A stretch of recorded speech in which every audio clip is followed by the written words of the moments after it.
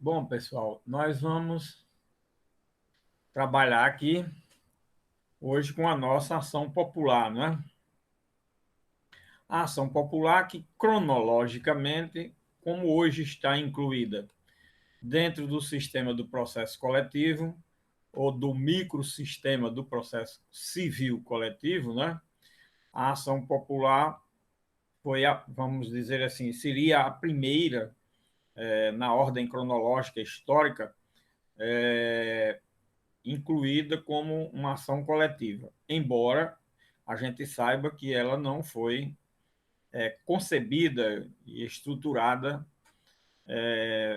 sob essa perspectiva, porque na época, em 65, quando foi regulamentada, não se discutia ainda esse assunto no Brasil, embora estivesse exatamente no auge das discussões na parte da doutrina em vários países do mundo, mas principalmente na Itália, né?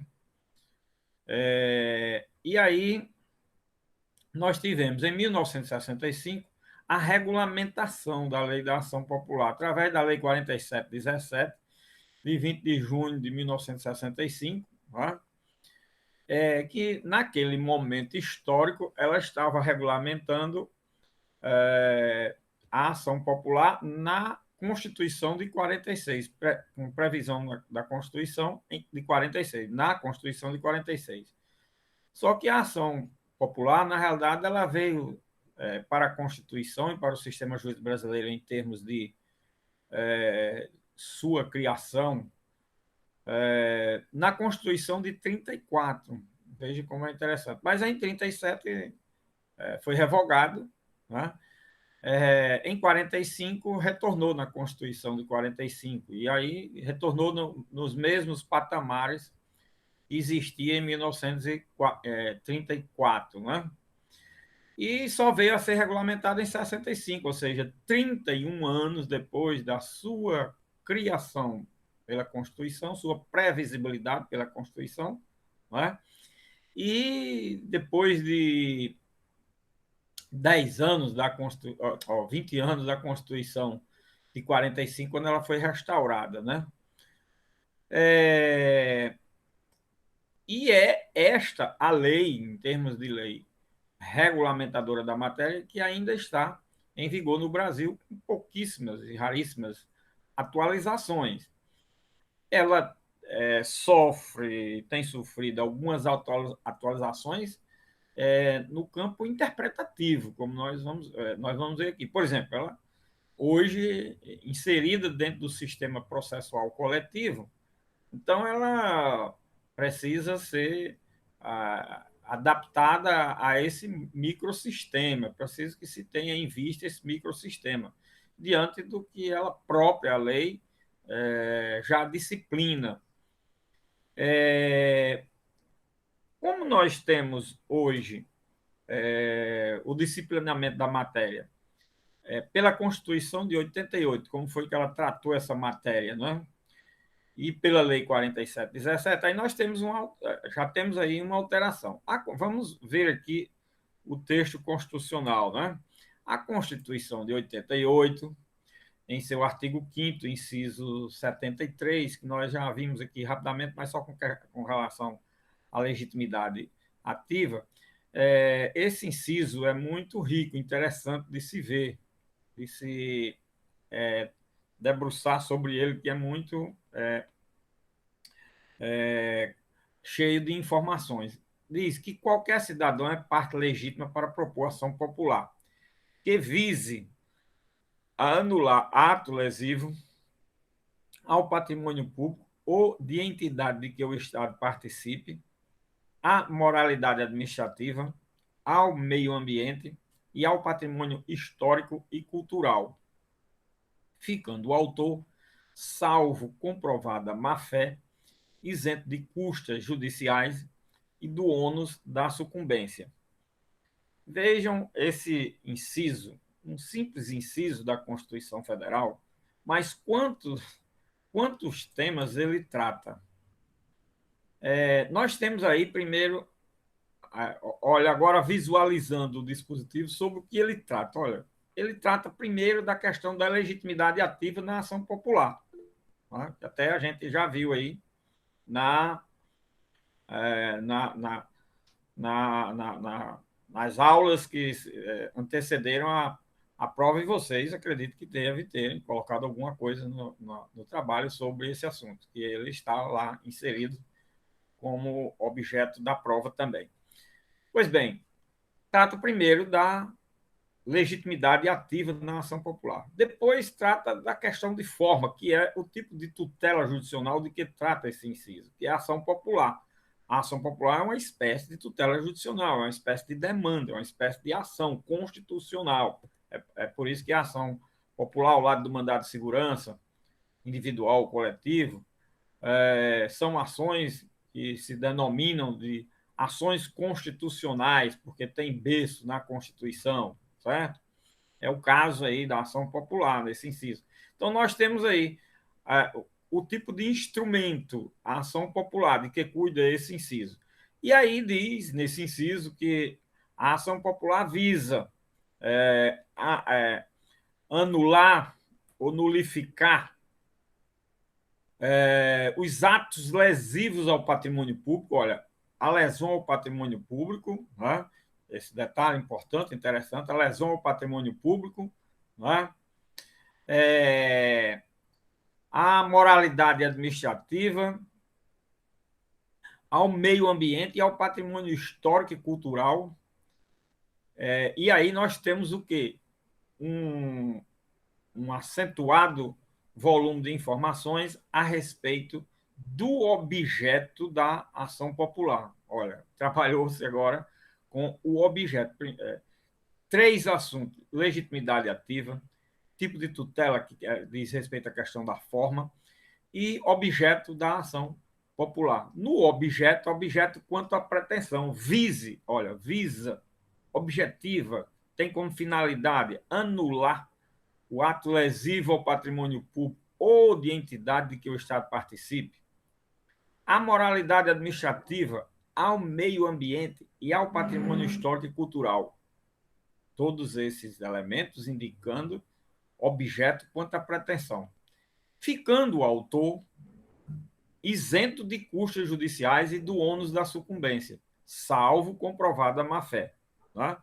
Então, nós temos aí o que? Nessa última parte, objeto da ação popular no que tange ao resultado, no que tange aos efeitos da sentença e efeitos acessórios aqui, custas, despesas processuais, sucumbência. Num primeiro momento, o que é que o legislador constituinte diz? Que o autor de uma ação dessa está isento, então o constituinte isenta expressamente o autor de suportar despesas processuais, custas, sucumbência, honorários, sejam periciais de advogado, o que for. Essa é a regra, olha, aquela mesma regra que nós vimos com relação às associações na ação civil pública e nas ações coletivas do Código do Consumidor. A mesma coisa existe aqui com relação à ação popular, né? E isso diz respeito aos efeitos da sentença, efeitos acessórios da sentença. Então, vocês vejam que um inciso do artigo 5º, ele cuida, no mínimo, de 4 elementos ou 4 institutos jurídicos concernente à ação popular. Olha o detalhe aí, no inciso desse, quanta informação tem. Então, nós temos que trabalhar essa matéria aí, no mínimo, sob essas 4 perspectivas, né? E essa parte do objeto, então a ação popular, o objeto da ação popular se limita a isso daí? Não. O objeto da ação popular está mais alargado no artigo 1º da Lei 4717, que é a lei que regulamenta a ação popular. Sim, ainda mais, envolve aqui também esse inciso, a questão dos entes públicos que são eventualmente vítima da lesão ao seu patrimônio, da violação ao princípio da moralidade administrativa, também com relação à violação ao meio ambiente, ao patrimônio histórico e cultural, Mas essa parte do objeto da ação popular, neste inciso da Constituição atual, veio mais ou menos, como nós vamos sistematizar aqui daqui a pouco, enriquecer, alargar o objeto da ação popular. Né? Vamos agora ver aqui o texto da Lei 4717, de 29 de junho de 65, que regulamenta a ação popular, e logo no seu artigo 1º, o que é que nós temos? Nós temos o chamado detalhamento. O legislador aqui, vocês vão notar, e eu vou chamar bem a atenção disso, o legislador, na ação popular, ele é altamente casuístico e muito detalhista. Outros autores chamam casuístico e assim por diante, certo? Ele faz detalhamento, desdobramento dos assuntos de forma bem minuciosa. Veja esse artigo 1º aqui, com relação principalmente à questão dos sujeitos, nesse artigo 1º. Qualquer cidadão será parte legítima para pleitear a anulação ou a declaração de nulidade, aqui, olha, já explicitou, a anulação ou declaração de nulidade de atos lesivos ao patrimônio, de atos lesivos ao patrimônio. Aí o legislador aqui é mais detalhado. Então, ele diz, da União, do Distrito Federal, dos estados, dos municípios, de entidades autárquicas, de sociedades de economia mista, de sociedades mútuas de seguro, nas quais a União representa os segurados ausentes, de empresas públicas, de serviços sociais autônomos, de instituições ou fundações para cuja criação ou custeio o Tesouro Público haja concorrido ou concorra com mais de 50% do patrimônio da receita ânua, são as sociedades de economia mista aí, né? E empresas incorporadas ao patrimônio da União, do Distrito Federal, dos estados e dos municípios e de quaisquer pessoas jurídicas ou entidades subvencionadas pelos cofres públicos. Olha, nós aqui estamos tratando na cabeça do artigo 1º da Lei 4717, também de, no mínimo, 2 a 3 temas. 3 temas. A questão da legitimidade ativa, né?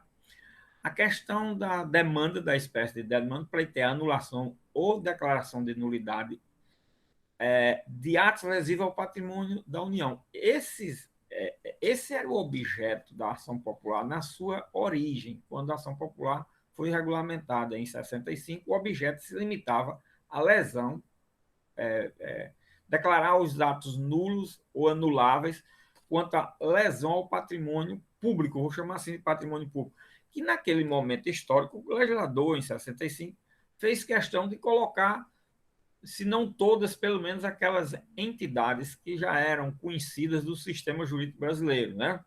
Empresas públicas, sociedade mútua, sociedade anônima,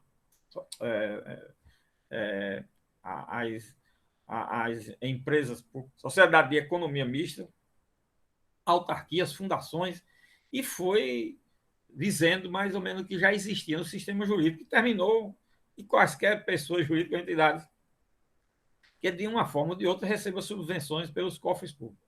Se na época já tinha uma quantidade dessa, hoje aqui pode centuplicar, pode colocar mais de 100 vezes a quantidade de pessoas que existia naquela época, nos dias de hoje. Pode colocar 100 vezes mais, e olha que talvez não represente ainda tudo. Para vocês verem como o legislador foi detalhista, mas hoje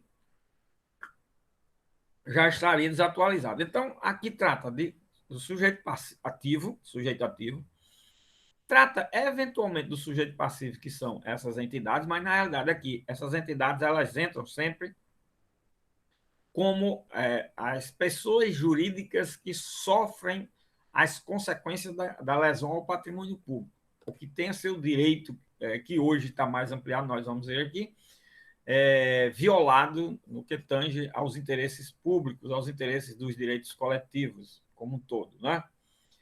Pois bem, no início, a ação popular era só lesão ao patrimônio público, certo?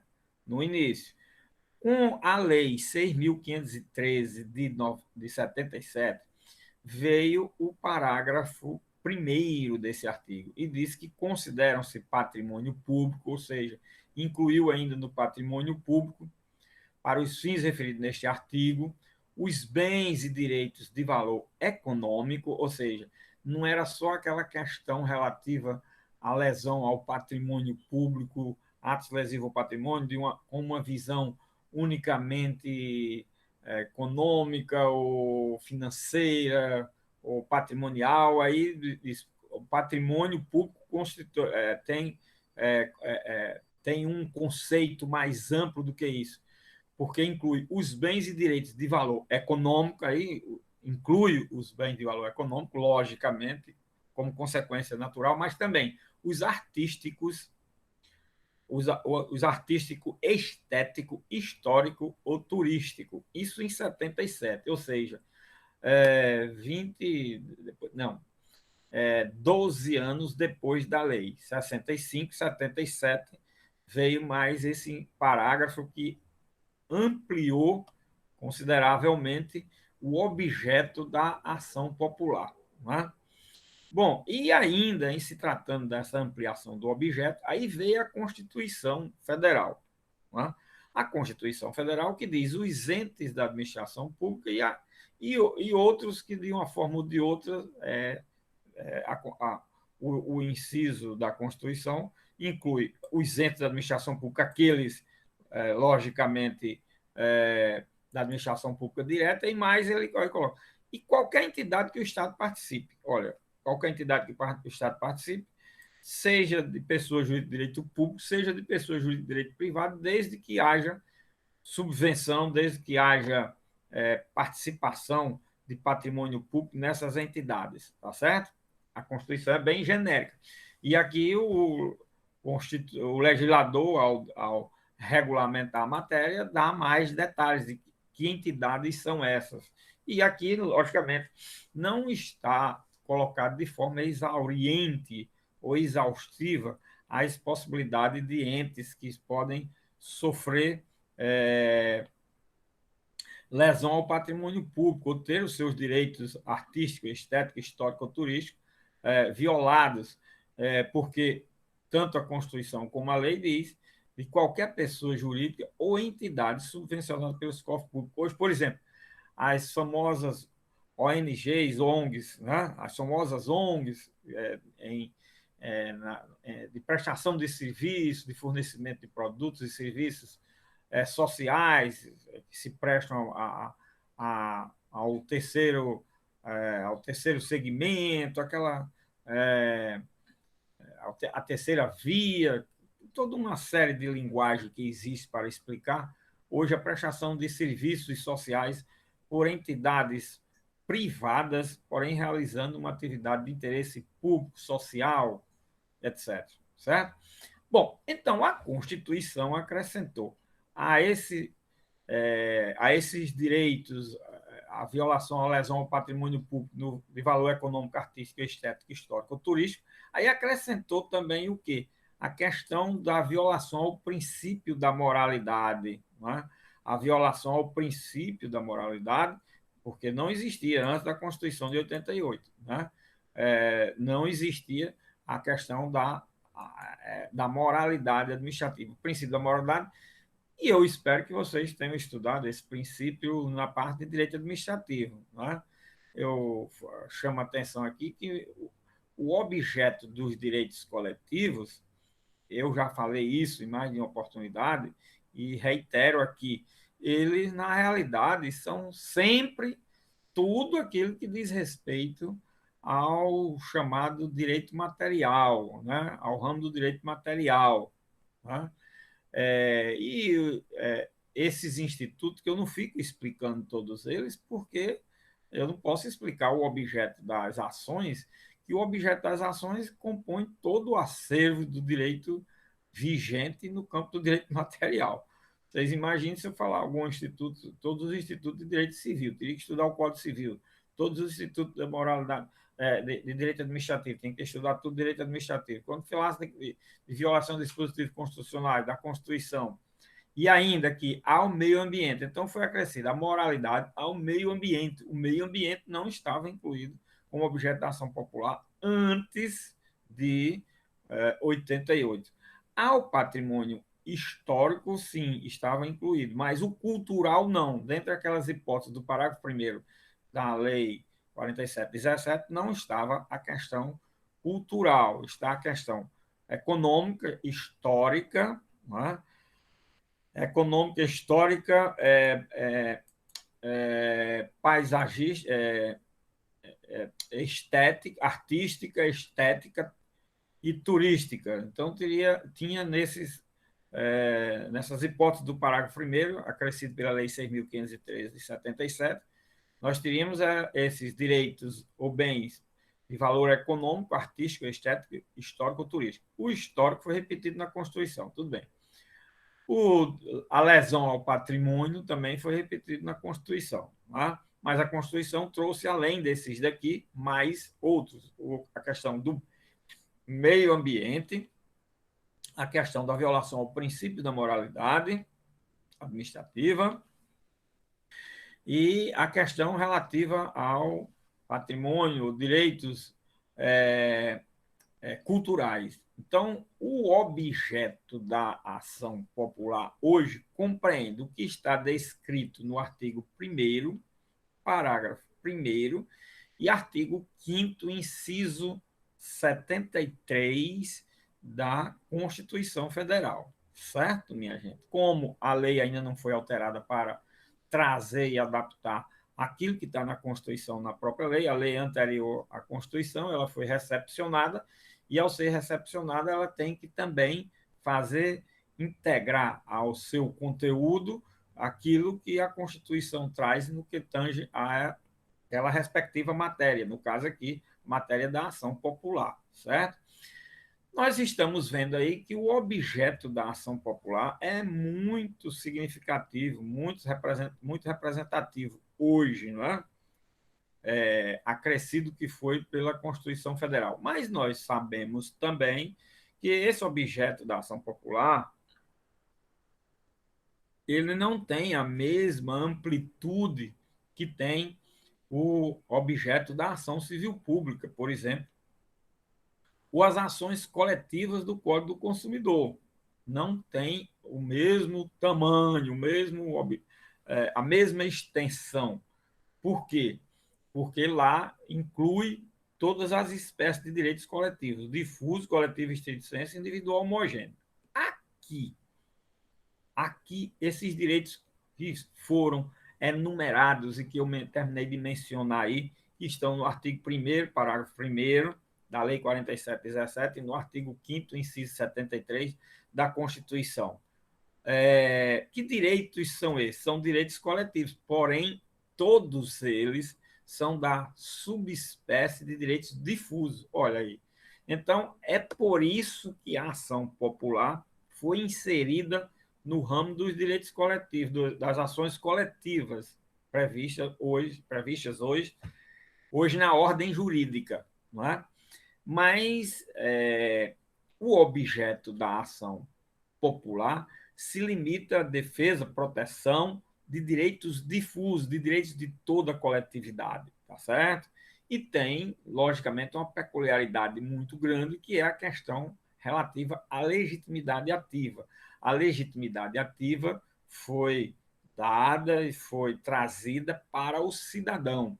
E aí complementa-se um dado importante, interessante, com relação ao controle dos atos administrativos. Vejam como essa matéria de processo coletivo, ela exige muito conhecimento, principalmente agora que eu digo já a partir da lei da ação civil pública, muito conhecimento em direito administrativo.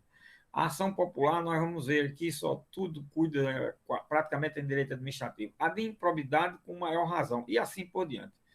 Certo? Então, muito conhecimento que deve ter a respeito do ramo do direito administrativo, tanto na parte do direito material, quanto na parte do processo administrativo. Como nós vamos falar muito disso aqui, muito, muito, né? E de tudo que diz respeito ao objeto do direito administrativo no que tange ao direito material, certo? Bom, aqui, minha gente, o que é que a gente tem? A gente tem nesse instituto jurídico uma possibilidade do cidadão proteger bens que diz respeito a toda a coletividade. E aí nós temos o quê? Uma enfática é, predominância ou um enfático prestígio à cidadania no campo legal brasileiro. Nós não temos isso no mundo, né? Mas no Brasil tem. Mas no mundo não tem, porque no mundo tem cidadania, mas aí tem outras formas. No Brasil, como não tem, tem outras formas que tem no mundo, mas não se utiliza essas outras formas, se deu ao próprio cidadão legitimidade para entrar com uma ação para a defesa de direitos que diz respeito a questões que são muito sensíveis no campo político. Né? Veja que coisa mais interessante. Então, o cidadão tem um controle sobre os atos administrativos no Brasil da forma mais ampla possível, dos contratos, das licitações, tudo, tudo, tudo, tudo. E aí, o que é um cidadão para ajuizar uma ação? Aí nós vamos para o parágrafo terceiro desse artigo. A prova da cidadania para ingresso em juízo será feita com o título eleitoral ou com o documento que a ele corresponda. O que isso significa?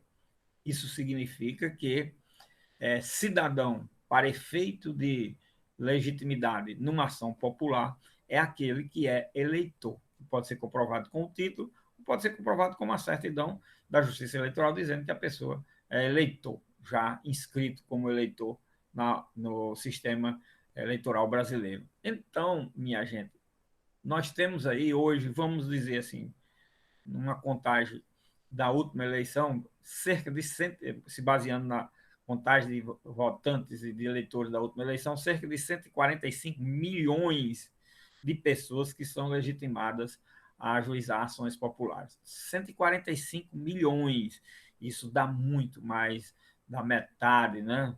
É, é, de toda a população brasileira. Veja aí. Ao lado do que existe na ação de improbidade, no que existe principalmente na ação civil pública, e aqui, pelo menos no que diz respeito à reparação do dano, no que diz respeito às obrigações de fazer e não fazer, e no que diz respeito a indenizações, responsabilidades civis, nós temos o quê?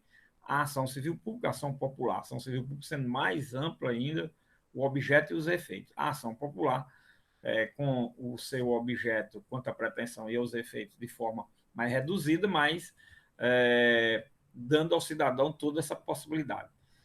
Mas o que a gente tem na prática?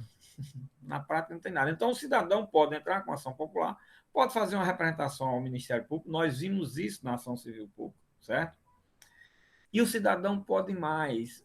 E onde é que está isso? Isso está nessas duas leis? Não, está na Constituição, na parte, por exemplo, de controle do orçamento, na Constituição Federal, tem o cidadão também com o direito de tomar ciência e saber de tudo. A lei de licitação tem o cidadão para acompanhar qualquer licitação, qualquer contrato administrativo, e ele pode ajuizar uma ação popular ou representar o Ministério Público para uma ação civil pública. Tem o cidadão com acesso às informações na forma da lei de acesso às informações, tem o cidadão como tendo acesso às informações através do portal de transparência também, e tem o cidadão ainda na lei de responsabilidade fiscal, certo? Que é muito rica também em conceder ao cidadão a possibilidade de todo o controle dos atos administrativos no que diz respeito à questão orçamentária. Minha gente, o cidadão brasileiro, ele tem um poder que nenhum cidadão do mundo inteiro tem. Agora, aqui, o que o cidadão brasileiro faz? O cidadão brasileiro só faz falar, só faz dizer que os outros não fazem, só faz acusar os outros de corrupto, só faz dizer que nós só temos político que não presta. nós temos um judiciário que não presta, nós temos administradores que não prestam. Ele só faz dizer isso. Ele só põe a culpa nos outros. Os outros é quem não faz. Só tem um detalhe: você sabe quem são os outros? Os outros somos nós. Esse aqui é o detalhe. Os outros somos nós. Não existe os outros e eu aqui ser o santinho. Não existe isso, minha gente. Então, primeiro diga: eu sou responsável, solidário, mesmo falando que os outros não fazem, pelo que existe de desmando na administração pública brasileira, nos políticos. Mas por quê? Porque os políticos não saem não vem cair de uma chuva, não vem de outro planeta, não vem nem de outro país. Eles são daqui, precisa ser inclusive brasileiros natos. Imagina, são da gema brasileiros. Eles não são de ETs, não, nem juízes, nem ministros, nem nada, nem administrador, nem legislador, nem julgador. Ninguém é um ET. São pessoas brasileiras. Então, se eles agem mal, é porque é da cultura brasileira. Agora, não era para agir, não. Mas para não agir e se coibir o que é de errado, não é uma questão só deles, não. É claro que eles têm uma grande. É quem pode dar a melhor contribuição. Mas qualquer um cidadão, que são 145 milhões, pode agir para que ele não pratique um ato ilícito. Você já pensou se o cidadão de cada município acompanhasse o orçamento de seu município, acompanhasse as atividades da Câmara Municipal, acompanhasse as atividades do prefeito e os contratos administrativos, as licitações, tudo? Se todos os munícipes se preocupassem, pelo menos um grupo de 10, 20, 30, 40, 50, dependendo do tamanho do município, e procurassem coibir abusos, a coisa era diferente. E dos municípios maiores, 1.000, 10.000, 50.000, um município de 1 milhão de pessoas, podia ser 20, imagine 20.000 pessoas.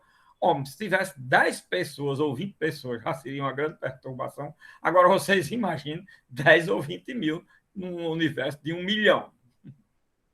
Vocês já tinham pensado nisso? Então, acabe de falar essa história que os outros aqui não fazem. Os outros somos nós. Não ponha culpa em ninguém se você não está incluído. Certo? Isso é como reunião de condomínio. Uma reunião de condomínio, você não vai para a reunião. Aí chega, aumenta o condomínio de 100 para 200 reais. Aumenta 100%. Ah, isso é um absurdo.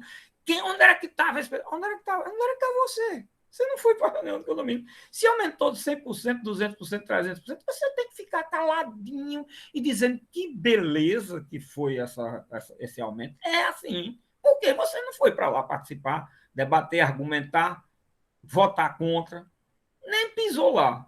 Agora está achando ruim e colocando a culpa nos outros. Olha como nós somos. Nós somos assim.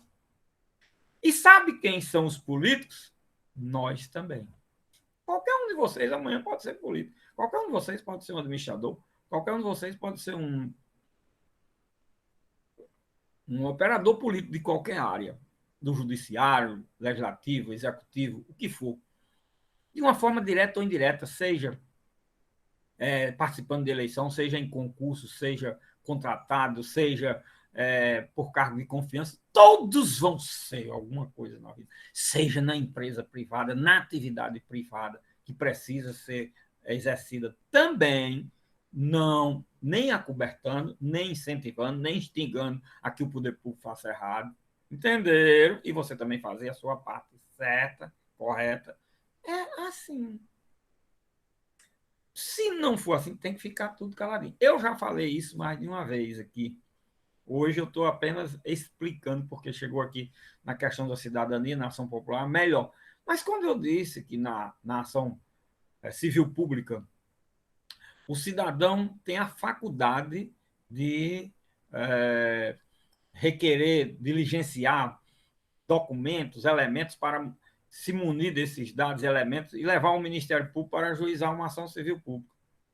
Ele pode ajuizar a ação civil pública e pode ajuizar uma ação popular, mas na ação civil pública, como ele não é parte legítima, lógico que eu disse que ele pode lá estar como podendo se munir de elementos para levar ao Ministério Público. E o Ministério Público tem o dever de agir. Os agentes, e mostrei também, qualquer servidor público tem o dever de informar quando as coisas estão erradas. Qualquer cidadão tem a faculdade. Aí o que foi que eu disse? Quando o cidadão deixa de agir, ele suporta os efeitos da sua omissão. Pronto. É isso que eu estou falando hoje aqui. Certo? A questão da cidadania na ação popular. Quando um agente público deixa de agir, aí ele não só suporta a sua omissão, como será responsabilizado. Aí tem outro detalhe. Aí é a diferença entre obrigação, faculdade e dever, imposição, imperatividade. Certo? São essas duas diferenças que precisam ser bem trabalhadas. E aí a gente colocar cada coisa no seu devido lugar. E acabar com essa historinha de que os outros são os outros, como se eu não fosse os outros. Os outros somos nós. Então, cada um que fala, que diga, que se arvore de ser o santo da terra, tenha cuidado. Porque se os outros são demônios, no mínimo você está sendo compactuando com o demônio. No mínimo está compactuando com o demônio. Só falar que os outros aqui não faz, não existe isso, não. O sistema todo é um sistema. O sistema chama todos a responsabilidade. Tá vendo?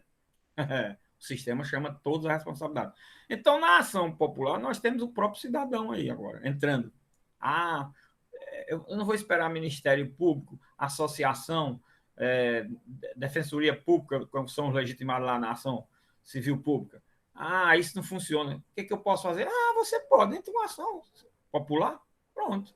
Certo? Você não paga custo, não adianta custo, não vai ter honorários, suportar ônus da sucumbência com relação aos honorários, não vai ter nada, só o trabalho. Ah, eu vou ter trabalho.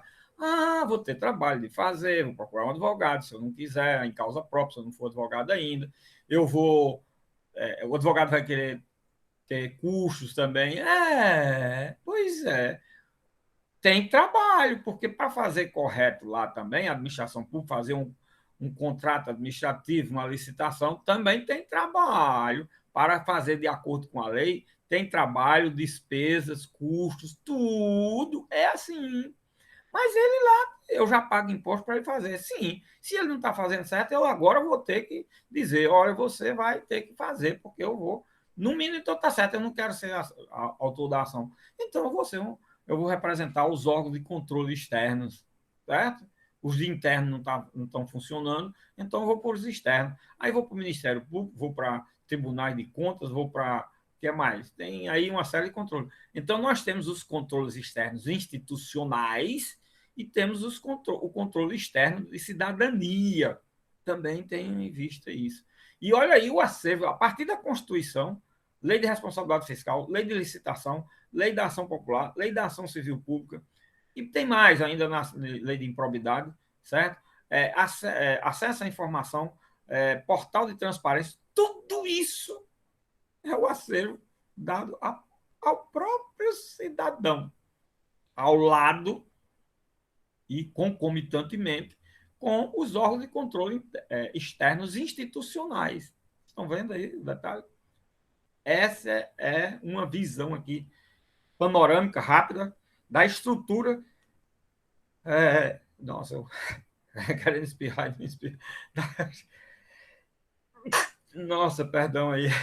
Da estrutura dos controles externos do sistema jurídico brasileiro, a partir da Constituição Federal, minha gente.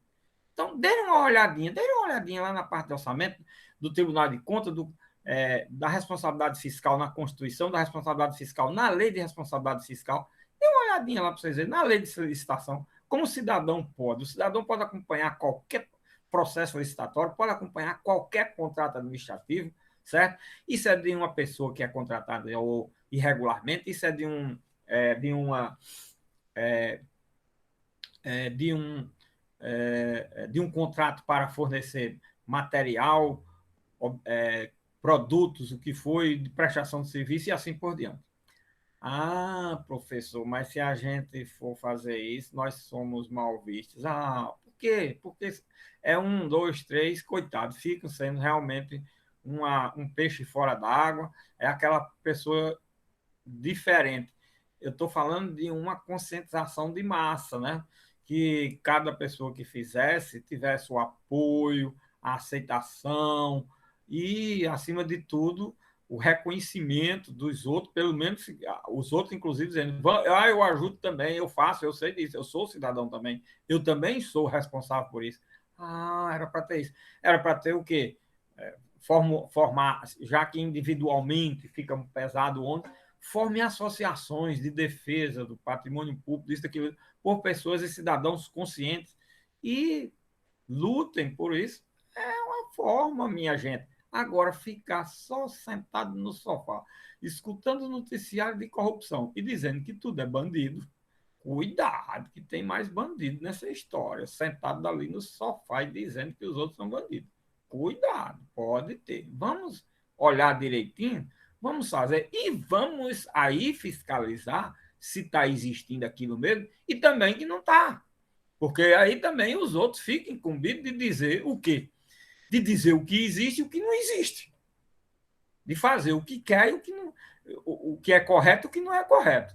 Também o cidadão é incumbido de corrigir qualquer que seja o erro do lado que estiver errado. Opa, cuidado. Isso daí está sendo um absurdo. Também a cidadania inclui isso. Certo? Porque tem muito aí que só vão para a mídia, só sai aquilo que sai na mídia, porque sai na mídia. Né? Aí sai na mídia e para sair na mídia passa por cima até do cão do inferno.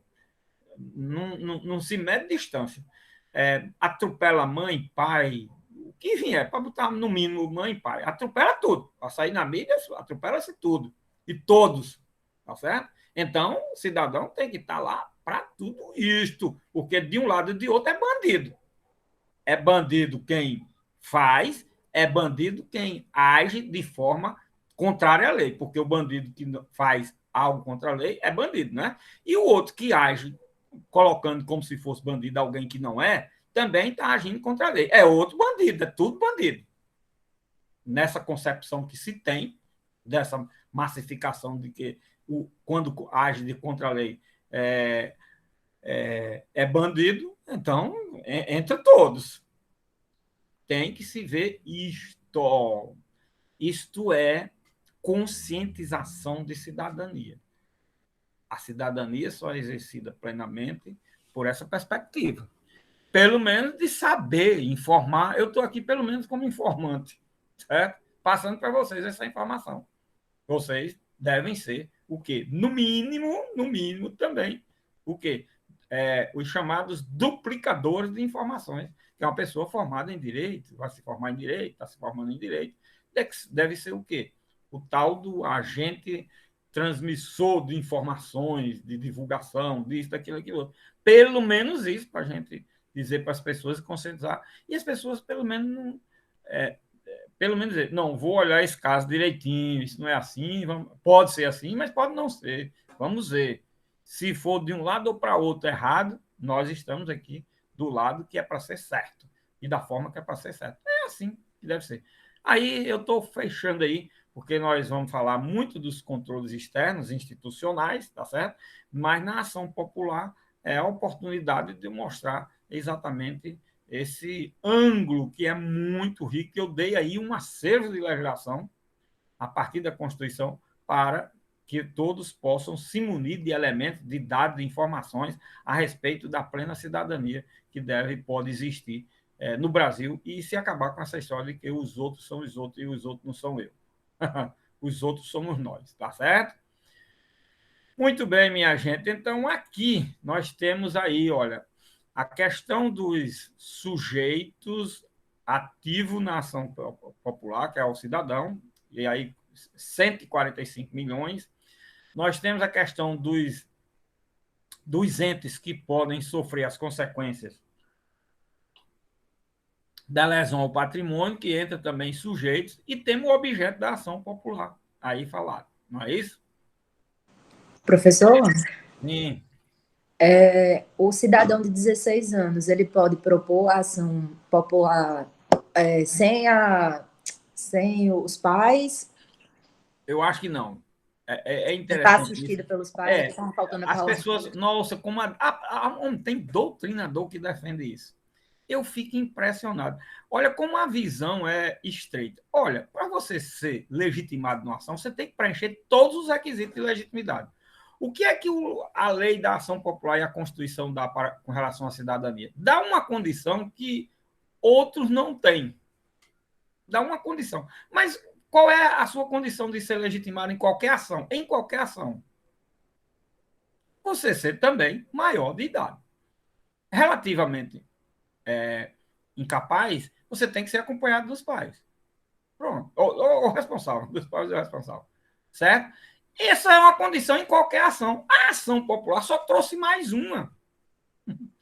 Então você tem que olhar as outras e a da ação popular. Eu vejo assim, eu fico, minha Nossa Senhora, porque na ação popular trouxe aí todo mundo, aí perde as outras, aí as outras desaparecem, as outras condições. Aí fica só da ação popular. Como se a ação popular fosse o quê? Uma ação também. Aí nós temos que ter os pressupostos comuns de uma legitimidade de toda e qualquer ação e o especial. Só. Eu vejo assim, eu vejo de uma forma muito simples, natural. Mas eu vejo aí os doutrinadores, eu chego, fica assim. Eu digo, minha Nossa Senhora, isso é para quê? É para receber aplauso da plateia, ou crítica, ou uma vaia, sei lá o que é. Porque eu não vejo dificuldade de ver isso. Claro que não pode. Para mim é muito simples, não pode. Só pode depois de 18 anos. Sozinho. A partir de 16 pode. Ele tem um pressuposto, falta o outro. Ora, meu Deus do céu. Né? Olha, toda pessoa que tem toda pessoa, a partir do nascituro, tem capacidade de ser titular de direito. Um nascituro já pode ser uma pessoa rica, milionária, bilionária. Agora, ele pode ajuizar uma ação? Não pode. Mas ele pode ser titular de direito. Então, vocês veem, em qualquer outro ramo de direito, isso é dito de uma forma e falado de uma forma muito simples. Aí, quando chega aqui na ação popular, essa sua pergunta é muito interessante, porque tem essa discussão que eu acho a coisa mais sem futuro de discutir possível. Ah, porque isso, porque aquilo, porque aquilo. E a gente, cada coisa tem suas peculiaridades. Vamos olhar. Aí eu vejo o seguinte: é legitimado para uma ação. Ó, que beleza. Eu, sendo cidadão, eu posso ajuizar uma ação popular. Certo. Mas você tem um outro requisito para ajuizar uma ação, até no seu patrimônio individual? Tem. Ah, ótimo. Mas eu não tenho. Então falta esse. Essa da ação popular veio para dar a quem não tem, porque se você quer ajuizar uma ação popular, você não é eleitor ainda, você vai ter que transformar em eleitor, já tem mais de 18 anos, mas não é eleitor. Não se inscreveu na justiça eleitoral ainda. Você sabe que tem dezenas de pessoas, centenas, milhares, sei lá, pelo Brasil afora que não tem. Se ele quiser, mas tem os outros requisitos, tem 18 anos, até tem consciência das coisas, tem uma série de coisas, certo? Mas falta esse. É mais um que é dado só. Eu vejo por aí, viu, Twitter? Eu quero passar essa informação. Eu não vejo necessidade dessa discussão da doutrina a respeito dessa questão. Sinceramente, eu sei que existe um debate acirrado na doutrina sobre isso, mas eu nunca me impressionei com uma vírgula, por tudo que eles dizem, fazendo o maior esforço possível, imaginável, mas não vejo nenhum cabimento, porque eu só vejo. E quantas ações? Olha, vocês vejam o seguinte: em matéria patrimonial, o ajuizamento de uma ação na defesa de direitos reais, quando a pessoa é casada, tem que ser marido e mulher, os dois.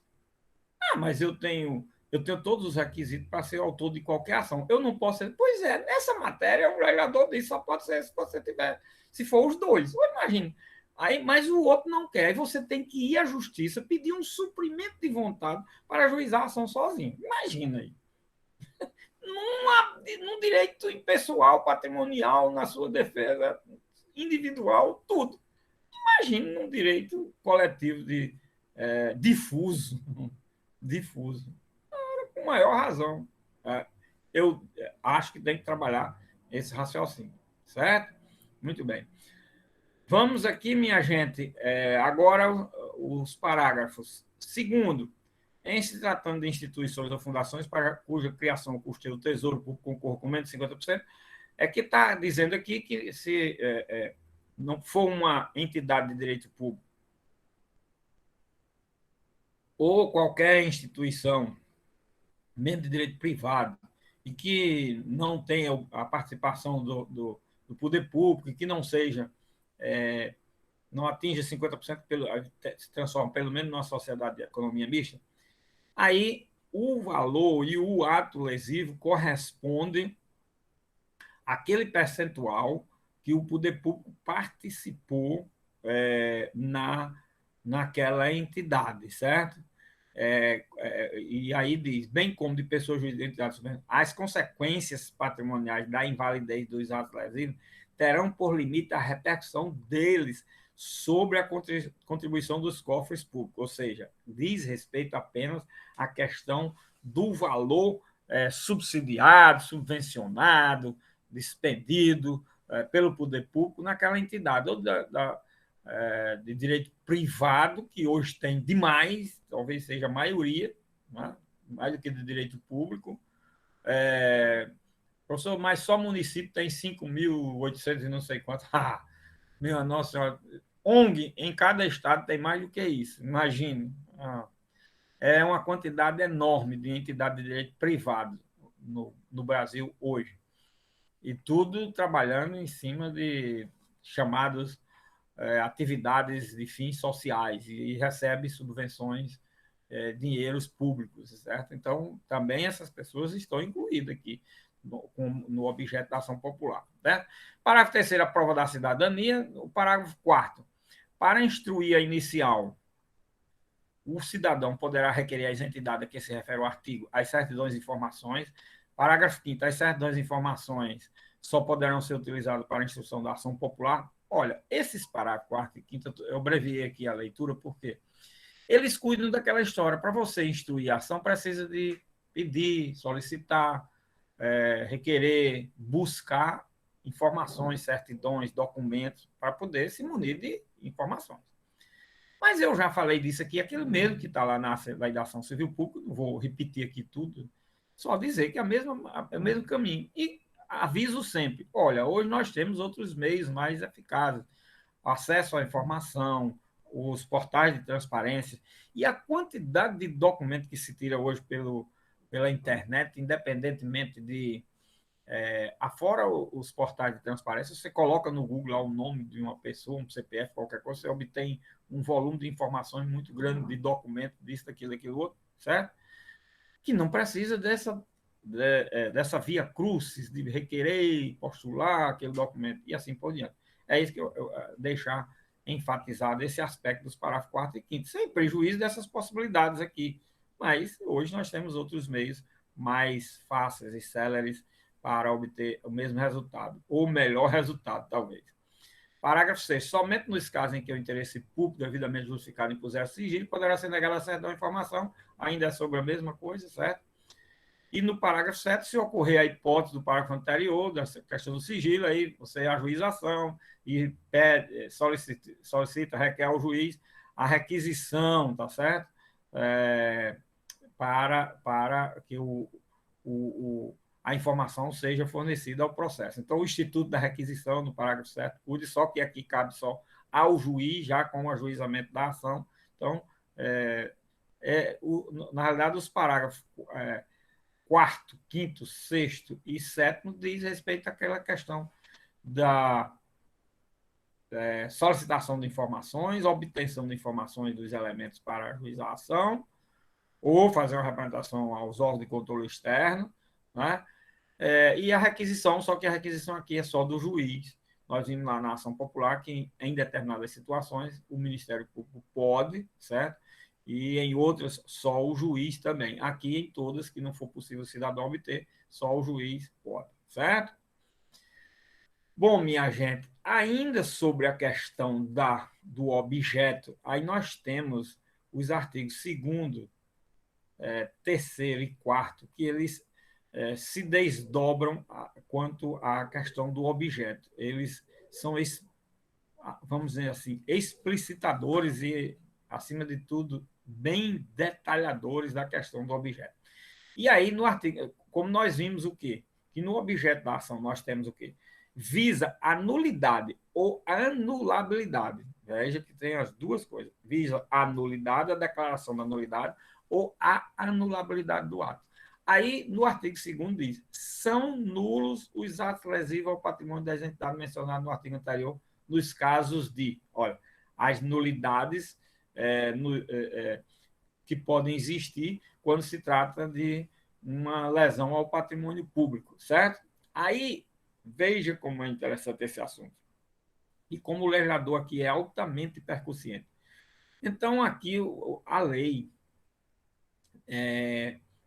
elencou na cabeça do artigo e no parágrafo único conceituou o quê? Os chamados elementos essenciais do ato administrativo. Vocês vão estudar direito administrativo? Estudar direito administrativo? E lógico que quando se chega nos atos administrativos, a primeira coisa que se estuda são os pressupostos, seus elementos essenciais. Cada autor dá utiliza uma linguagem, uma classificação, vou explicar daqui a pouco essa questão da classificação. Aqui nós temos o quê? O legislador classificou os atos em nulos e anuláveis. O legislador de 65 ainda trabalhou com essa classificação. Nos atos nulos, incluiu o quê? Todos os elementos essenciais do ato administrativo. Quais são os elementos essenciais do ato administrativo, seus quais ele não existe? Ou eles são, como diz o próprio legislador, absolutamente nulos. Ou, para outros autores, eles seriam inválidos se não existe, se não tiver ou alguns. A competência, olha, a incompetência é um vício. O vício de forma, uma compra pelo poder público tem que ser feita através de licitação. Não foi feita a licitação. Embora tenha sido comprado o produto pelo preço de mercado, tenha sido utilizado, tudo, não há problema nenhum. Agora, a forma não foi pela licitação, que era uma imposição legal, é vício do ato administrativo de nulidade. A ilegalidade do objeto, a inexistência dos motivos, o desvio de finalidade. Tudo isso é o que se viu, aí vocês viram na parte do direito administrativo, eu tenho certeza absoluta. Agora, o legislador aqui ainda dá o conceito de cada um deles no campo legal. Lógico que vocês viram que os doutrinadores devem ter criticado bastante essa questão, né?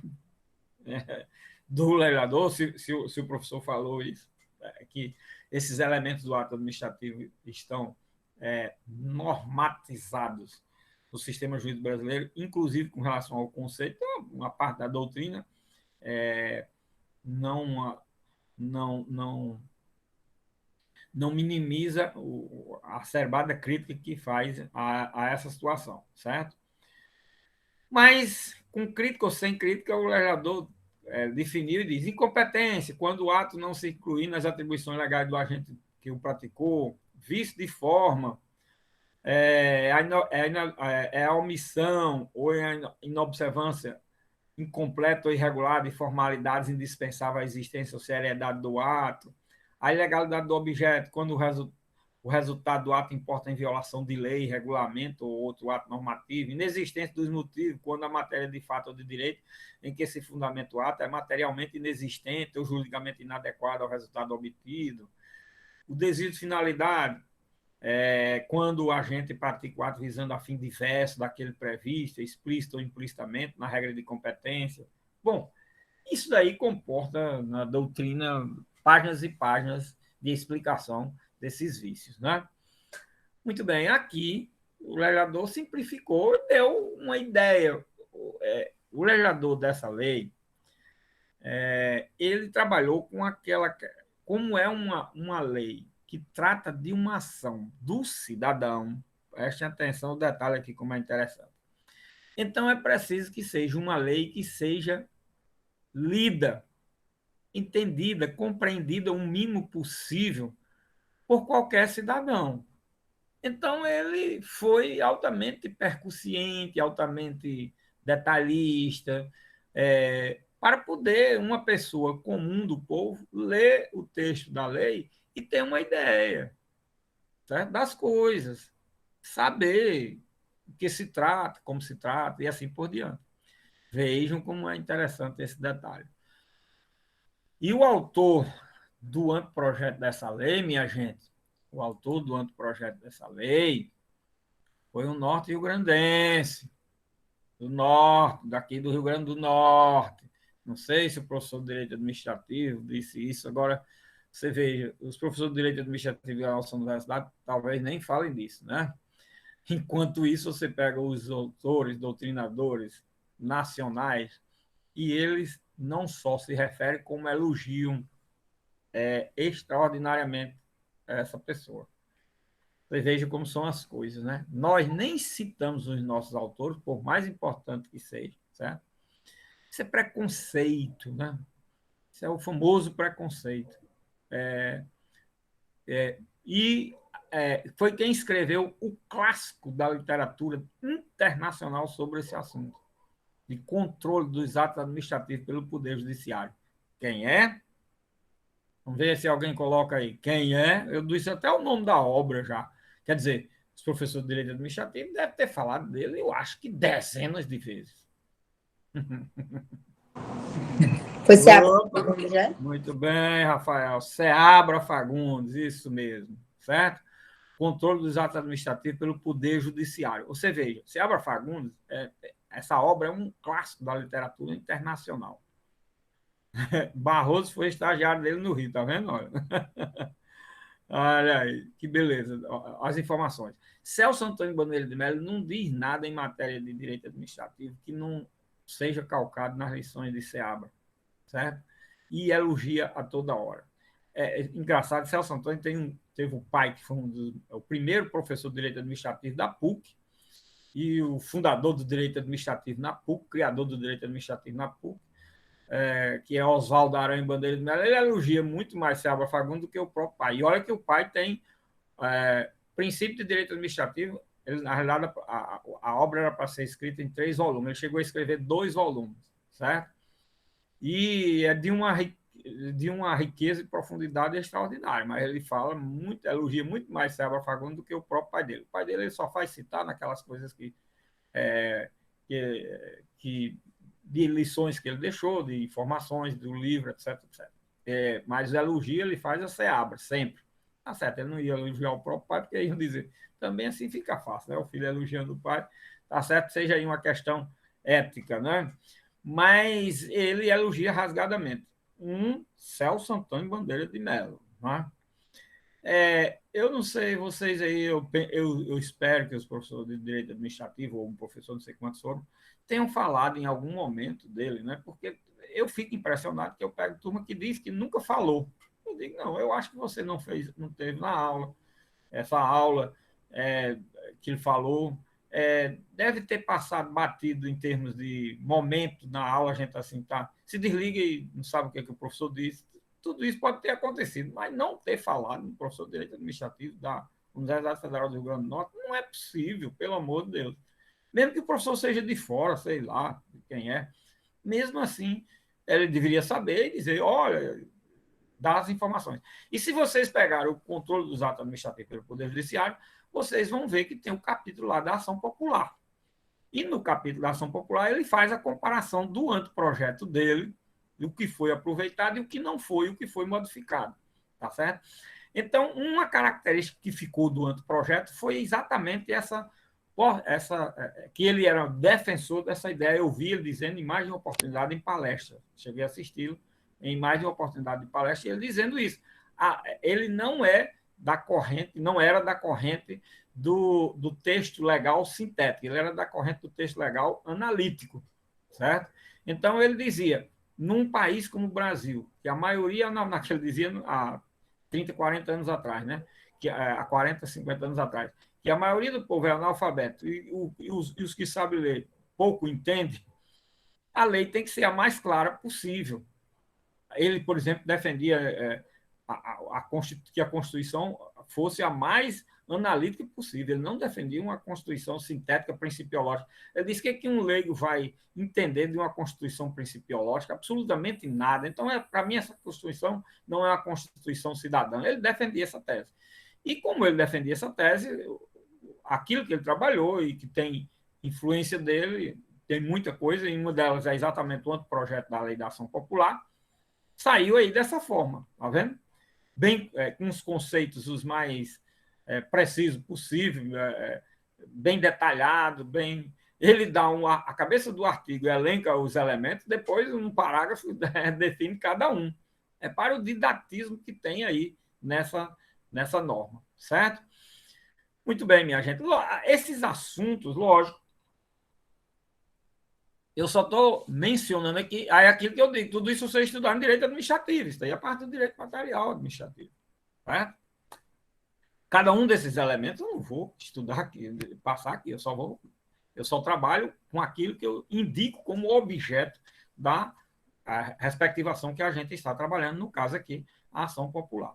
Né? Muito bem.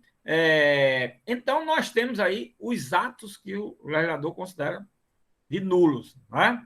Muito bem. E vem o parágrafo 3º, aí que diz o seguinte: os atos lesivos ao patrimônio das pessoas de direito público ou privado ou das entidades mencionadas no artigo 1º, cujos vícios não se compreendam nas especificações do artigo anterior, serão anuláveis segundo as prescrições legais, enquanto compatíveis com a natureza deles. Bom, o que é que está dizendo esse artigo 3º, minha gente? Esse artigo 3º está dizendo que,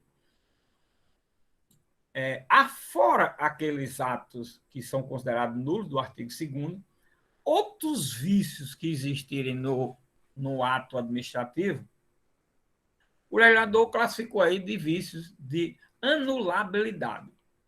Aí vocês sabem que a anulabilidade é um vício que leva a uma nulidade relativa, então utiliza-se a expressão nulidade relativa ou anulabilidade.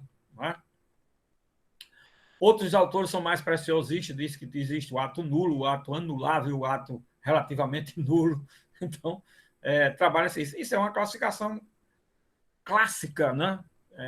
Histórica, muito forte ainda na doutrina brasileira, mas também, cuidado, nós temos hoje outras classificações mais modernas. O próprio Celso Antônio, no que diz respeito aos vícios do ato administrativo, ele faz uma classificação que é diferente dessa. Né?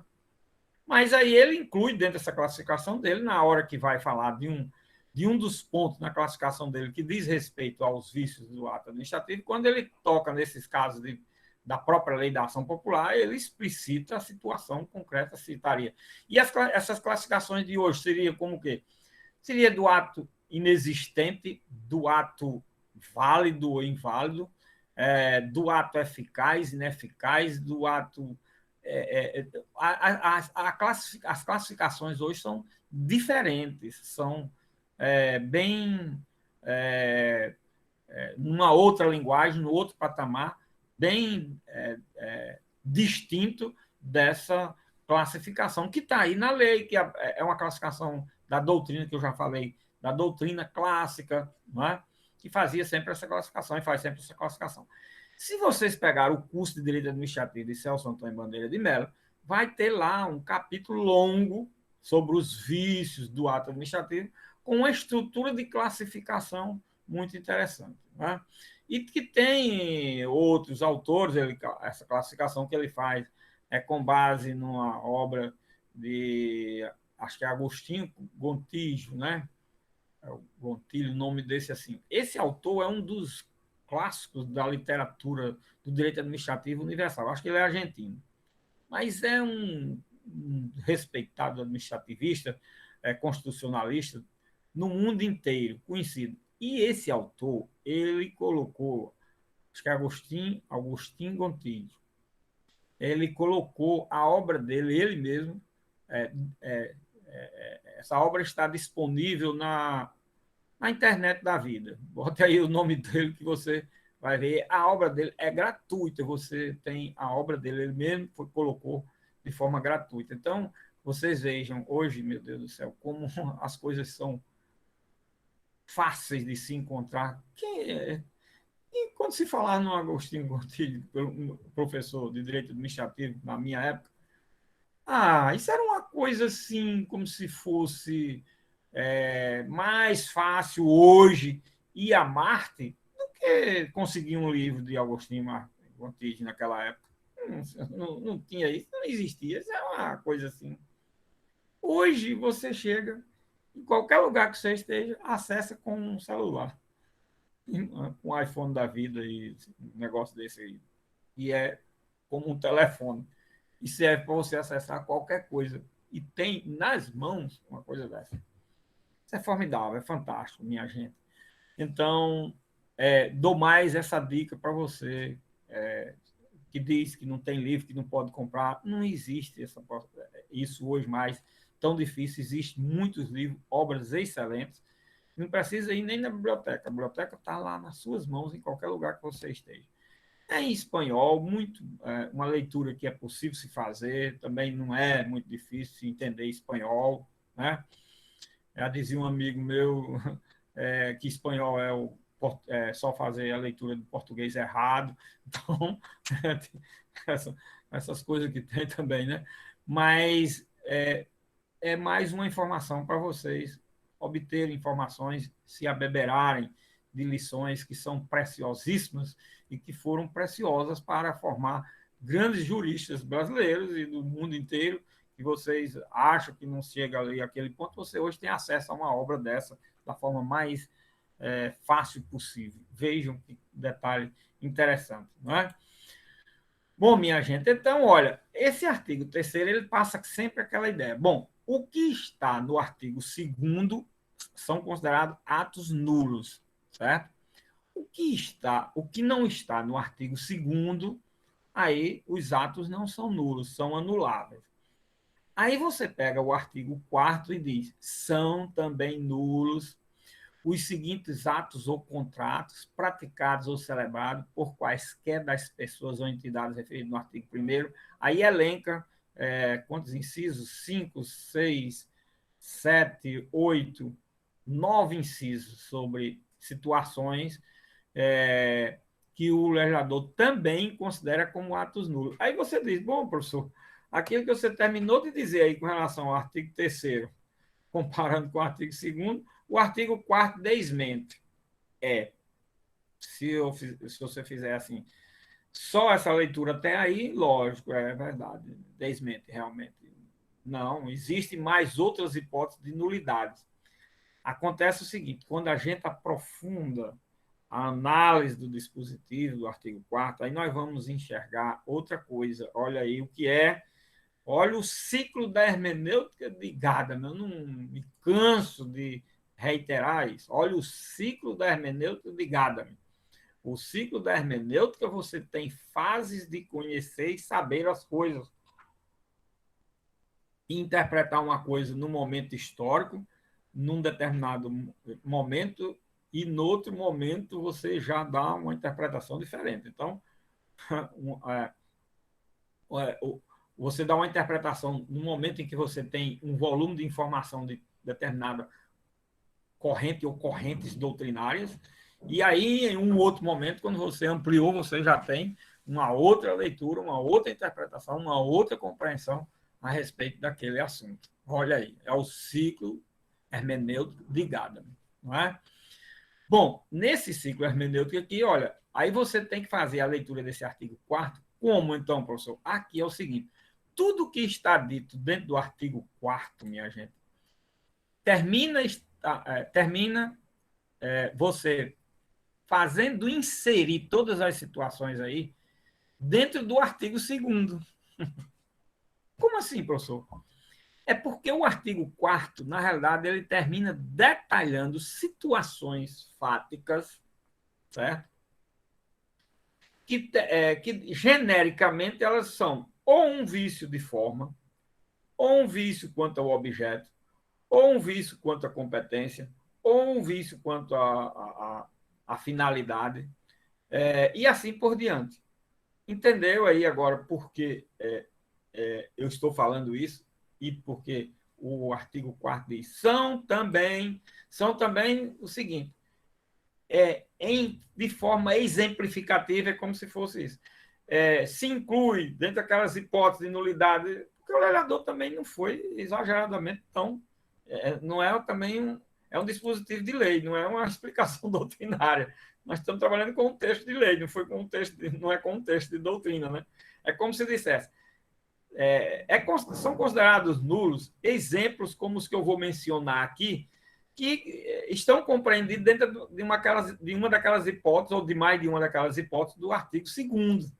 Eu vou exemplificar situações. Aí ele vai e coloca aqui, por exemplo, inciso 1, admissão ao serviço público remunerado, com desobediência quanto às condições de habilitação das normas legais regulamentar o constante de instruções gerais. Ora, é como se ele dissesse assim, olha, aqui nós estamos trabalhando com uma hipótese que você nomear um servidor público hoje sem concurso para um cargo efetivo que não seja comissionado. Imagine, você está fazendo uma nomeação contrária à lei, contrária à ordem jurídica. E o que é isso? Contrária à lei? É o desvirtuamento do objeto. Você pode fazer isso, está vedado em lei. Você pode fazer isso? Não pode. Olha aí. Está vendo? Afora os casos excepcionais previstos na própria ordem jurídica, você não pode fazer a nomeação sem concurso, sem obedecer à ordem de classificação. Agora, por incrível que pareça, minha gente, essas normas aí, naquele momento histórico, elas eram revolucionárias, porque podiam. É por isso que ele colocou como exemplo. É que nomeava-se sem concurso e nomeava-se as pessoas sem obedecer à ordem de classificação. E trabalhava-se com quem der num negócio desse, professor. Bom, primeiro a legislação era muito vaga ou inexistente e não se tinha maiores recursos para trabalhar em termos de fundamentar. Segundo, dava-se uma ideia, tinha-se um conceito muito amplo da discricionariedade do administrador. Então, veja como era o princípio era trabalhar da discricionariedade. Ele podia fazer tudo, imagine. Mas isso são, sabe quantos anos aí? 56 anos já, não é? Nós temos da lei. Então, a visão já é muito diferente, certo? E hoje o dispositivo passa a ter, logicamente, a gente até diz, quando cita o exemplo, diz, Maria, isso é tão absurdo, professor. Tão absurdo, só que naquela época era o que se fazia de rotineiro. Olha aí como são as coisas, né? No inciso 2, a operação bancária ou de crédito real, quando for realizada em desobediência às normas, o valor real do bem, em desobediência às normas, violação ao objeto. O valor real do bem dado em hipoteca foi inferior ao constante da escritura, desvio de quanto ao objeto, ou desvio de finalidade, ou inexistência dos motivos, mas principalmente aqui o desvio de finalidade. Né? Nesse inciso 2 ali na A. No B, o valor real do bem em hipoteca foi inferior ao constante da escritura. Olha aí, aliás, do A, desobediência ao objeto. O B, a finalidade. A empreitada, a tarefa, a concessão de serviço público, quando o respectivo contrato houver sido celebrado sem prévia concorrência pública, sem a forma, vício da forma. No edital de concorrência foram incluídas causas ou condições que comprometam o seu caráter competitivo, desvio de finalidade, a concorrência administrativa for processada em condições que implicam a limitação de possibilidade de norma de competição, desvio de finalidade, tá vendo? As modificações ou vantagens, inclusive prorrogações em favor de adjudicatário durante a execução dos contratos, desvio de finalidade, olha, a compra e venda de bens móveis ou imóveis em que não cabível concorrência público-administrativa, quando for realizada em desobediência às normas, desvio de objeto, o preço da compra for superior ao concorrente do mercado, desvio de finalidade, preço de venda dos bens for inferior ao corrente do mercado, também desvio de finalidade, e assim por diante.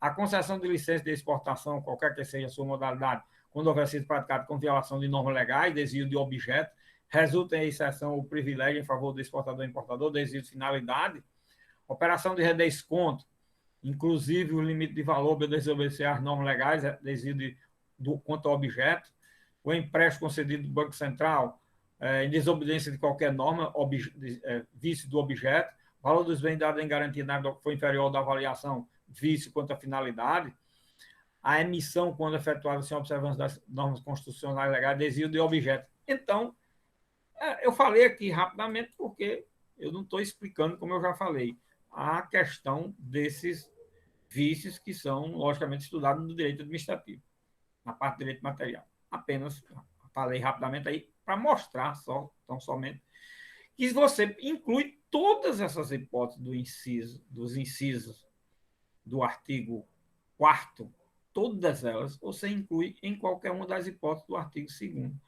Então, professor, o legislador diz também é como se estivesse adicionando, na realidade ele diz, exemplificando, tá certo, é aquela história da linguagem do legislador, a gente tem que adaptar para dar uma melhor interpretação ao texto. Aí nós temos o quê? O legislador aí, naquela época, há 56 anos atrás, pegou aquelas situações que eram mais comuns, rotineiras, era dos jornais, da manchete dos jornais da época, que continuam sendo até hoje, só que hoje, naquela época saía uma notícia por semestre, agora sai por hora. A diferença hoje é essa. Você tinha meia dúzia de jornais que lia, hoje você tem 50 milhões de informações por segundo, em jornais, revistas, internet da vida, tudo. Olha aí, a diferença é essa. Mas as mesmas coisas ocorriam, tá vendo? E a lei veio tratar de coibir, de inibir, reparar essas coisas. Bom, minha gente, vejam como é interessante essas matérias. E aqui, continuando a lei, texto da lei, né? Aí nós vamos aqui para o artigo 5º e artigo 6º. Esses artigos, eles trabalham o artigo 5º dizendo da competência. No artigo 6º, nós temos dos sujeitos passivos da ação e dos assistentes. Ou seja, na realidade, os dois capítulos, que eles não são numerados, o legislador da época não era de numerar os capítulos da lei, né? Mas no capítulo de competência de sujeitos passivos e de assistente, nós temos, na realidade, um assunto que é um tema só, que são sujeitos do processo. Competência é um tema que diz respeito aos sujeitos do processo. Esse artigo 5º e parágrafos 1º e 2º, certo? Eles, na realidade, principalmente o artigo 5º, parágrafo 1º, eles não... hoje só tem um valor histórico, eles não têm mais eficácia. O parágrafo 2º, ele precisa apenas ser adaptado ao novo modelo. Mas o modelo hoje é outro, então eu vou só dar aqui a informação, que era o seguinte: aqui diz esse artigo, conforme a origem do ato, é competente para conhecer da ação, processá-la e julgá-la o juiz que, de acordo com a organização judiciária de cada estado, for para as causas que interessam à União, ao Distrito Federal, ao Estado ou ao município. Olha, aqui é preciso uma explicaçãozinha histórica. Na época dessa lei, que é de 65, ainda não existia a Justiça Federal. Olha aí como é interessante. Então, nós tínhamos o quê? Nós tínhamos só a Justiça Estadual, não existia a Justiça Federal. A Justiça Federal foi criada com a República, né? Logo que foi proclamada a República. E foi extinta em 37, na famosa polaca, eu acho que vocês já ouviram falar nisso, o professor de Direito Constitucional deve ter falado, em 37.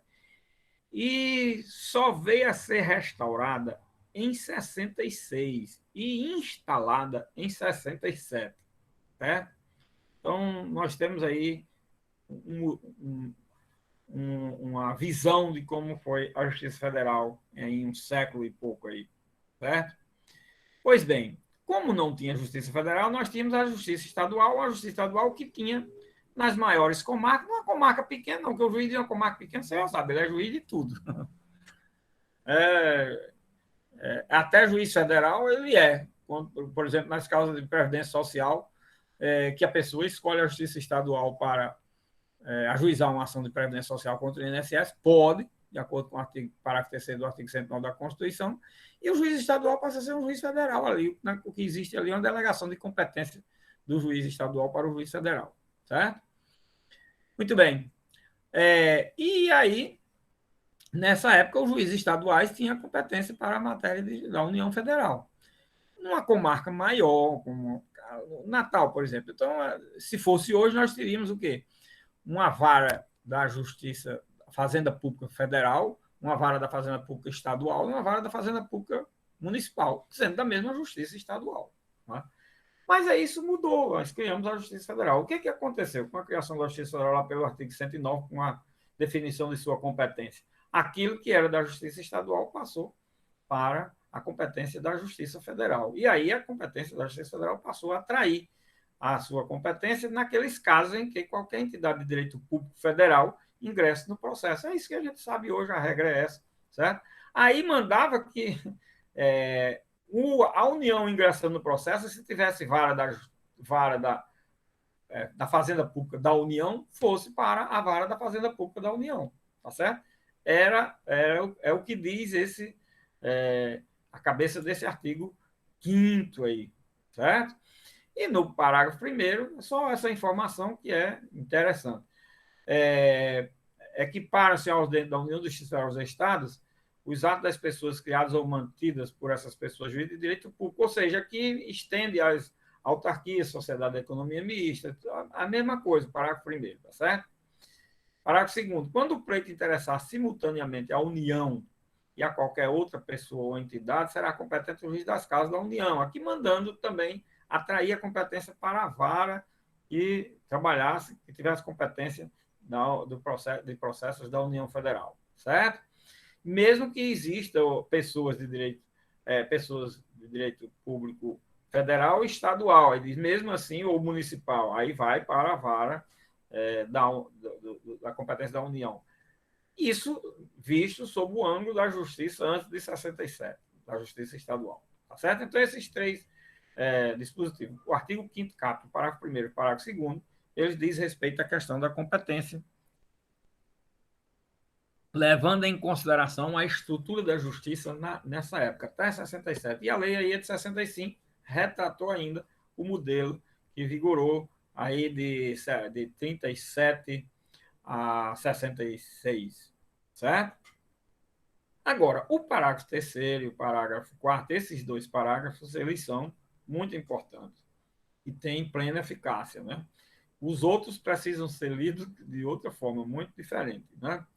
Hoje. Agora, esses dois aqui não, eles estão em plena vigência e eficácia. A propositura da ação prevenirá a jurisdição do juízo para todas as ações que forem posteriormente intentadas contra as mesmas partes e sob os mesmos fundamentos. Bom, professor, esse parágrafo 3º é muito fácil, é verdade. Ele trata da prevenção da ação popular, exatamente. Então, é um instituto conhecido, pronto, não precisa mais dizer nada. É verdade. Realmente, sobre o Instituto da Prevenção, eu não vou dizer. Vou só dar uma informação aqui que é interessante, porque a gente vê isso na imprensa e fica aquela indiferença. Parece que a imprensa está falando certo e a gente vendo as aberrações e ninguém nem se dá conta. Bom, é prevenção. Então, se houver uma segunda ação popular em qualquer que seja o lugar do Brasil, sobre o mesmo objeto, sobre a mesma causa de pedido, sobre o mesmo pedido, essa ação popular tem que ir para onde foi distribuída a primeira. Não tem para onde correr. Se houver uma segunda, tem que ir para a primeira. Se houver uma terceira, vai para o lugar da primeira. Sei lá, pode ter sido uma no Rio Grande do Sul e outra no Pará. Nos dois extremos, norte e sul.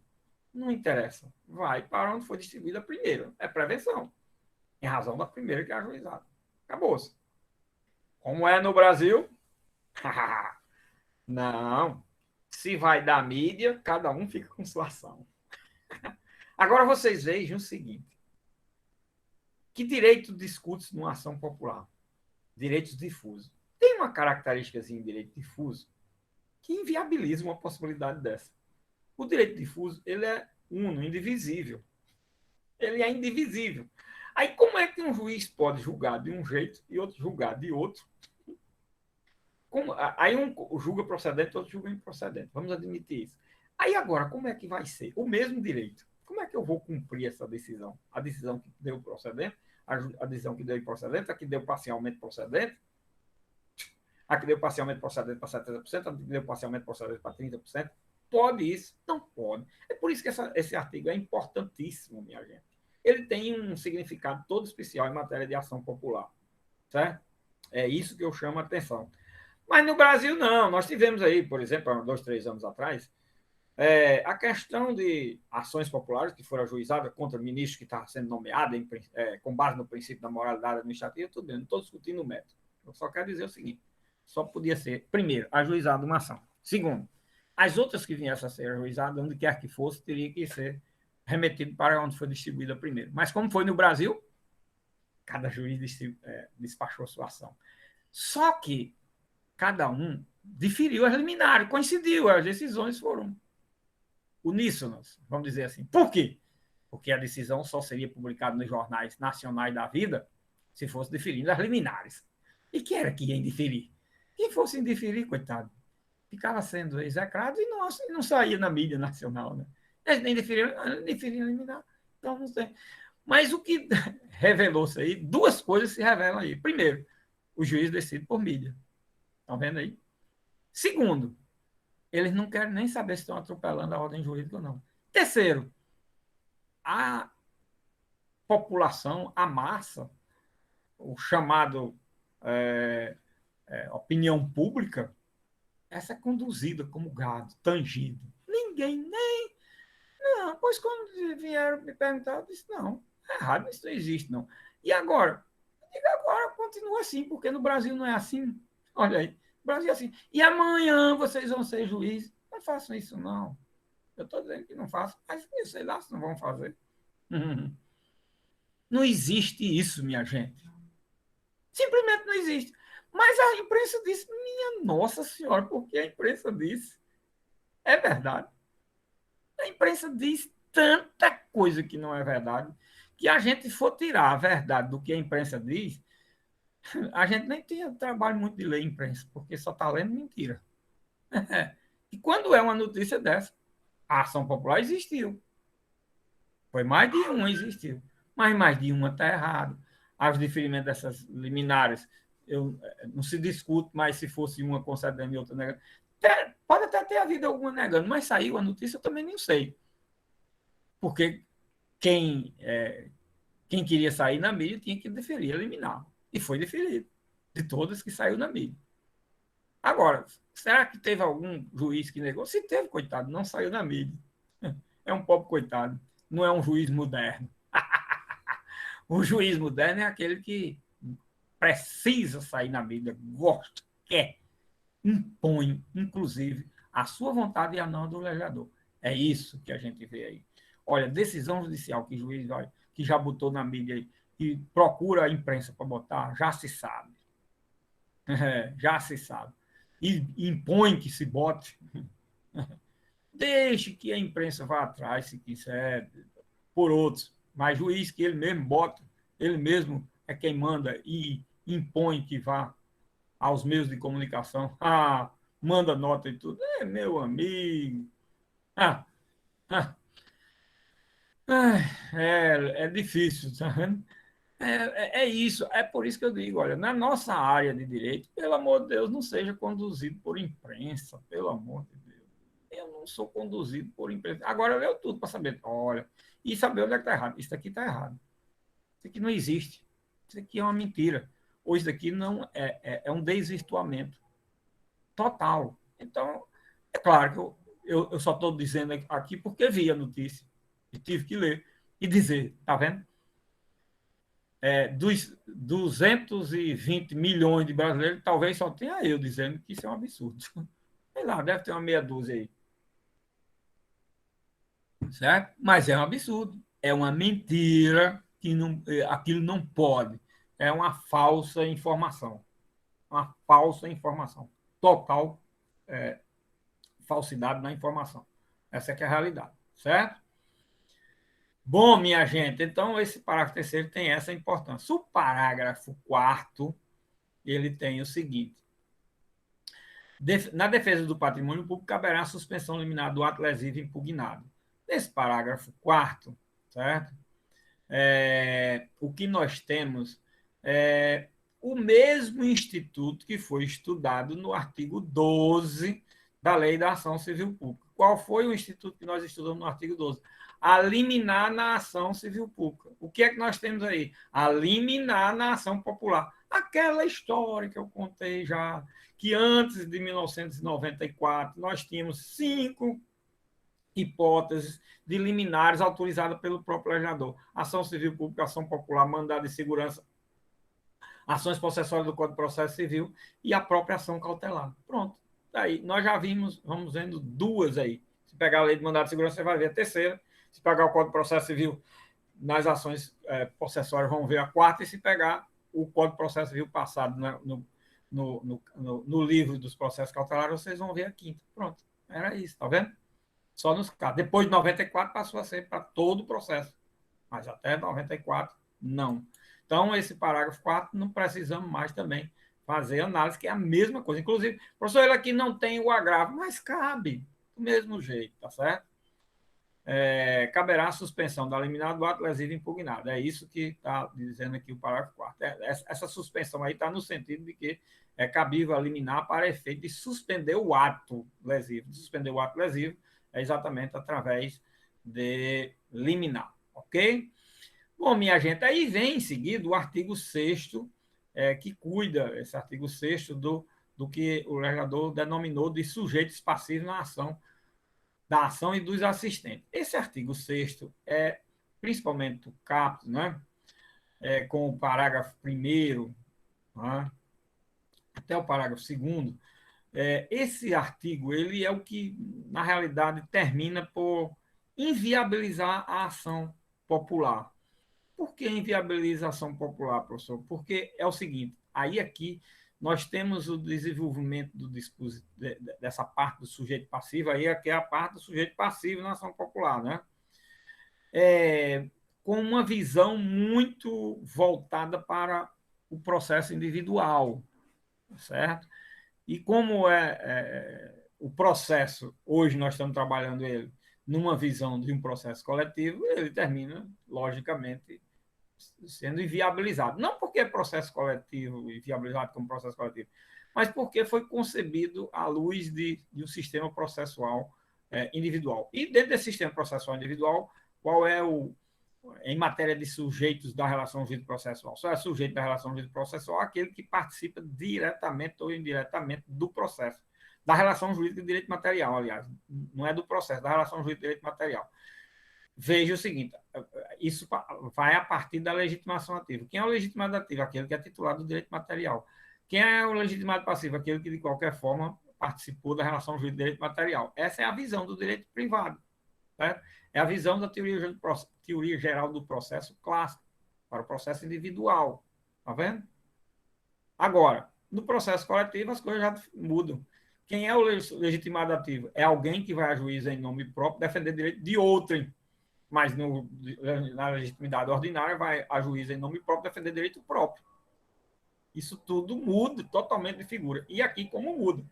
Em razão dessa circunstância, o que é que diz o artigo 6º? Na ação, a ação será proposta contra as pessoas públicas ou privadas. Olha, todas aquelas pessoas públicas ou privadas e as entidades referidas no artigo 1º, todas serão mencionadas, todas que eu digo que tiverem sido atingidas pelo ato, onde o ato tiver sido praticado. Contra as autoridades, os chefes, quem assinou isso, aquilo outro, também é chamado. Os funcionários que, de uma forma ou de outra, tenham realizado o ato. Os administradores que houverem autorizado, aprovado, ratificado ou praticado o ato impugnado. Ou que, por omissas, tiverem dado oportunidade à lesão e contra os beneficiários diretos do mesmo. Então, você imagina você encontrar todas essas pessoas. Se for um ato administrativo oriundo de um colegiado, vocês imaginem, oriundo desse colegiado, o que nós teríamos? Um colegiado com 200, 300, 400, 500 pessoas.